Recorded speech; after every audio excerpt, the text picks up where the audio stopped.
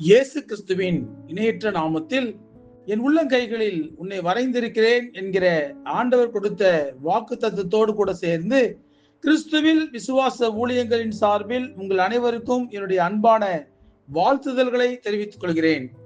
இன்றைய நாளுக்கான golden apple யாத்திராகமம் 15ஆம் அதிகாரம் 11ஆம் வசனம். கர்த்தாவே, தேவர்களில் உமக்கு ஒப்பானவர் யார்? நான் போதுமான அளவு செல்வம் சேர்த்து வைத்திருக்கிறேன், எனக்கு எந்த கவலையும் இல்லை என்று ஒரு சகோதரன் சொன்னார்.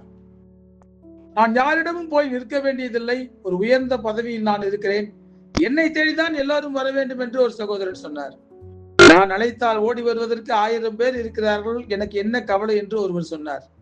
இப்படிதான் மனிதர்கள் பலரும் தன்னிடத்தில் உள்ள பணத்திற்கு, பதவிக்கு, செல்வாக்குக்கு அடிமையாகி அவற்றின் மீது அதிக நம்பிக்கை வைத்து ஒய்யாரமாக பேசுகிறார்கள். ஆனால் பவுல் அப்போஸ்தலன், என் ஆண்டவருக்காக எல்லாவற்றையும் நஷ்டம் என்று விட்டேன், குப்பையுமாக எண்ணுகிறேன் என்று கூறுகிறார். ஏன் அப்படி சொல்லுகிறார் என்றால், இந்த உலகத்திலே பட்டம், பதவி, பணம், செல்வாக்கு எல்லாமே ஒரு நாள் நம்மை கைவிட்டு விடும். லாபமாக எண்ணிய அனைத்துமே நஷ்டமாக மாறும்போதுதான் நமக்கு அது புரிகிறது. 4 அடுக்கு மாடி வீடு கட்டி சொகுசாக வாழ்ந்து கொண்டிருந்த ஒரு மனிதன் நோய்வாய்ப்பட்டு ஒரு கட்டிலில் படுத்த படுக்கையாக படுத்துக் கொண்டிருக்கும் போதுதான், நான் எதற்கு இவ்வளவு பெரிய வீட்டை கட்டினேன் என்று புலம்புகிறார். மிகப்பெரிய பதவியிலிருந்து ஓய்வு பெற்ற ஒரு நபர், நான் ஓய்வு பெற்ற பிறகு ஒருவருமே நீ மதிப்பதில்லையே என்று புலம்புகிறார். இப்படிதான் காலமும் சூழ்நிலைகளும் மாறிக்கொண்டே இருக்கின்றன. ஆனால் எப்படிப்பட்ட சூழ்நிலைகள் வந்தாலும் அதை மேற்கொள்வதற்குரிய பலத்தையும் கிருபையையும் ஆண்டவர் நமக்கு தொடர்ந்து கொடுத்து கொண்டிருக்கிறார் என்றால், அவருக்கு ஒப்பானவர் இந்த உலகத்தில் யார் இருக்கிறார்கள்?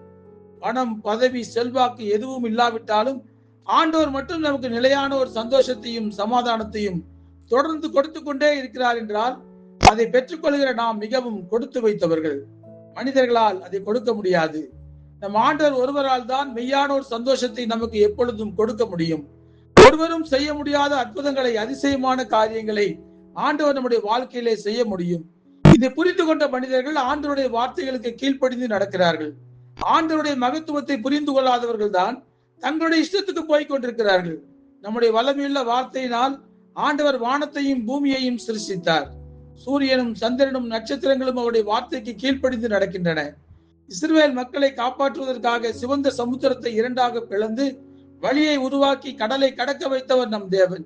எந்த மனிதனாலும் செய்யக்கூடாத அதிசயங்களை அவர் செய்கிறவராய் இருக்கிறபடியினால் தான் அவருக்கு ஒப்பானவர் யாரும் இல்லை. பாவிகளாகி நமக்காக பாவ தண்டனைகளை சிலுவையிலே சுமந்து இரத்தத்தையும் சிந்தி நமக்கு நித்திய வாழ்வை சம்பாதித்து தந்த அவருக்கு ஒப்பானவர் இந்த உலகத்தில் யார் இருக்கிறார்கள்? எல்லாவற்றுக்கும் மேலாக நம்முடைய ஆண்டவர் பரிசுத்தத்தில் மகத்துவம் உள்ளவர். பரிசுத்தத்தில் அவருக்கு ஒப்பானவர் ஒருவரும் கிடையாது. இயேசு கிறிஸ்து தன்னை போல நாம் பரிசுத்தம் ஆக வேண்டும் என்று அவர் தன்னையே பரிசுத்தமாக்கி கொண்டார். உலக பிரகாரமாக பலர் இன்றைக்கு தங்களுடைய பணபலத்தையும் புஜபலத்தையும் நம்பிக்கொண்டு எங்களை யாரும் அசைக்க முடியாது என்று நான் என்கிற எண்ணத்தோடு கூட வாழ்ந்து கொண்டிருக்கிறார்கள். ஆனால் அவைகள் அவர்களை கீழே தள்ளிவிடும்.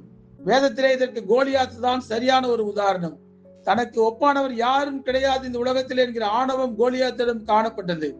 ஆனால் ஆண்டவர் சாதாரணமாக ஆடு மேய்த்துக் கொண்டிருந்த தாவீதை வைத்து கோலியாத்தின் கொட்டத்தை ஆண்டவர் அடக்கினார். ஆண்டவருக்கு ஒப்பானவர் யாரும் இல்லை என்பதை அப்பொழுதுதான் எல்லோரும் புரிந்து கொண்டார்கள். இன்றைக்கு நம்முடைய வாழ்க்கையில் ஆண்டவரை விட முக்கியத்துவத்தை எதற்கும் நாம் கொடுக்க கூடாது. உலகத்தில் நாம் நம்புகிற எல்லாமே ஒரு வினாடியில் நம்மை தலைகுனிந்து நிற்க வைத்துவிடும். ஆனால் ஆண்டவரை நோக்கி நாம் பார்க்கும் போது நம்முடைய வாழ்க்கையை பிரகாசமாக மாற்ற அவர் ஒருவரால் கூடும். ஏனென்றால் அவருக்கு ஒப்பானவர் யாரும் இல்லை. நம்முடைய 100% நம்பிக்கையை ஆண்டவர் மீது மட்டும் நாம் வைக்க வேண்டும். அவரை தவிர நம்முடைய வாழ்க்கையில் அற்புதங்களை ஒருவராலும் செய்ய முடியாது. என் ஆண்டவருக்கு ஒப்பானவர் யாரும் இல்லை என்று நாம் சந்திக்கிற ஒவ்வொரு மனிதரிடத்திலும் நாம் சொல்லிக்கொண்டே இருக்க வேண்டும்.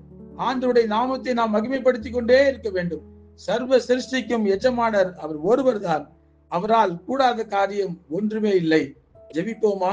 அன்புள்ள ஆண்டவரே, எங்களுடைய வாழ்க்கையிலே உலகத்தில் இருக்கிற மிகப்பெரிய காரியங்களை எல்லாம் நாங்கள் நம்பி ஏமாந்து போய் கடைசியிலே அவை எல்லாம் எங்களை கைவிட்ட பிறகுதான் உம்மை நோக்கி நாங்கள் வருகிறோம். நீர் எங்களுடைய வாழ்க்கையிலே அதிசயங்களை செய்யும் போது, அற்புதங்களை செய்யும் போதுதான் உமக்கு ஒப்பானவர் உலகத்திலே யாரும் கிடையாது, எதுவும் கிடையாது என்பதை நாங்கள் புரிந்து கொள்கிறோம். எங்கள் வாழ்நாளிலே நாங்கள் எப்பொழுதும் உணர்ந்தவர்களாக உம்மை காட்டிலும் இந்த உலகத்திலே எதற்கும் நாங்கள் முக்கியத்துவம் கொடுக்காமல், கர்த்தாவே உமக்கு ஒப்பானவர் யாரும் கிடையாது என்று சொல்லி நாங்கள் எங்கள் வாயினால் அறிக்கையிட்டு துதித்து பாடி ஆண்டவரே, நாமத்தை எப்பொழுதும் நாங்கள் மகிமைப்படுத்திக் கொண்டே இருக்க எங்களுக்கு கிருபை தாங்கப்பா. உங்களால் தான் எங்களுடைய வாழ்க்கையில அதிசயங்களை செய்ய முடியும். உங்களால் தான் எங்களுடைய வாழ்க்கையிலே அற்புதங்களை செய்ய முடியும். எங்களுடைய வாழ்க்கையில ஆரோக்கியத்தை உங்களால் தான் கொடுக்க முடியும். ஆகவே எங்களை முழுமையாய் தாழ்த்தி உங்களுடைய கரங்களிலே ஒப்புவிக்கிறோம். இயேசு கிறிஸ்து என்கிற வல்லமையுள்ள நாமத்திலே ஜெபிக்கிறோம் நல்ல பிதாவே.